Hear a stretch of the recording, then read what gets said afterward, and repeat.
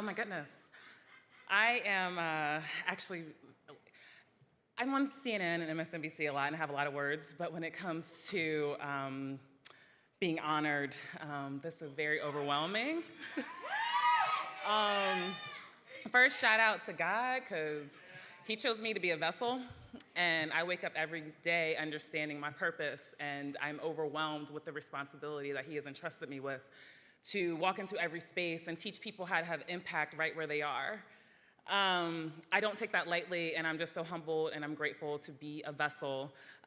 Joy, my soror, she is backstage working hard. Thank you for seeing me. My other soror, Felicia, thank you for seeing me. All the Deltas in here, because we be running things, okay? And all of our sister and brother Greeks too. I'm gonna be really honest. I'm sure some of you watched the debate last night. I know some of y'all watched the debate last night because y'all text me and y'all caught me this morning. And there was a lot left to be desired. And a lot of us feel powerless and helpless in this election.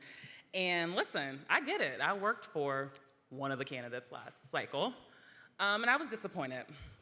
And we emphasize voting above all other areas of impact, but it's so important for us to not get caught up in personalities versus policy.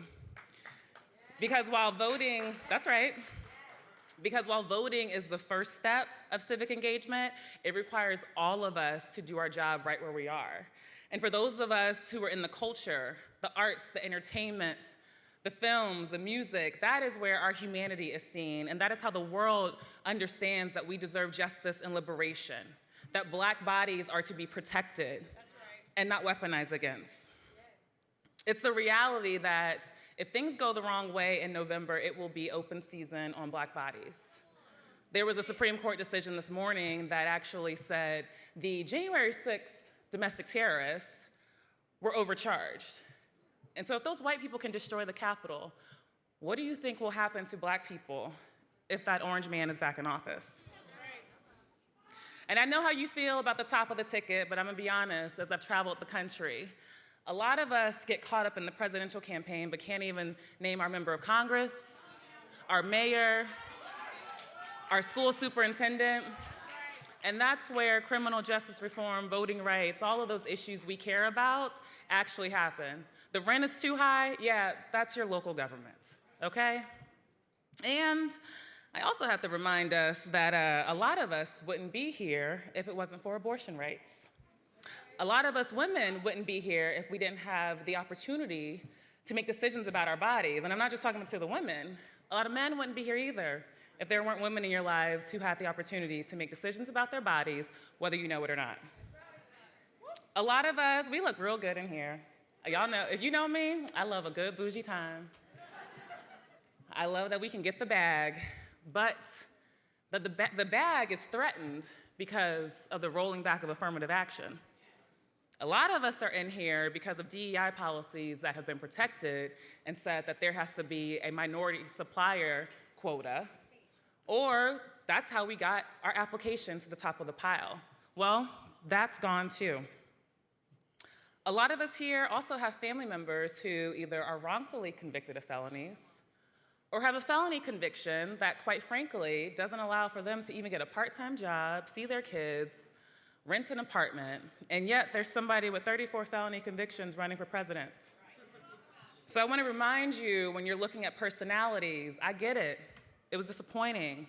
But we got to look at substance and policy. We're a little too smart for that. And you don't have to be excited about the president. You don't have to be excited about your mayor. You don't have to be excited about any of these candidates. But I'm tired of us letting policy be dictated by our feeling and versus the smart strategy for us to get closer to liberation. So we have to remind ourselves that we are the ones that we're waiting for change. Those politicians, that's just a piece of the puzzle, but we are the ones that we are waiting for to disrupt the status quo.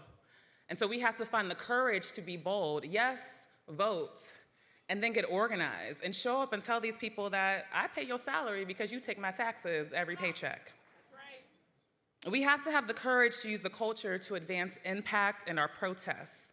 Through film, music, the arts, we are the culture, and we say what will disrupt the world order.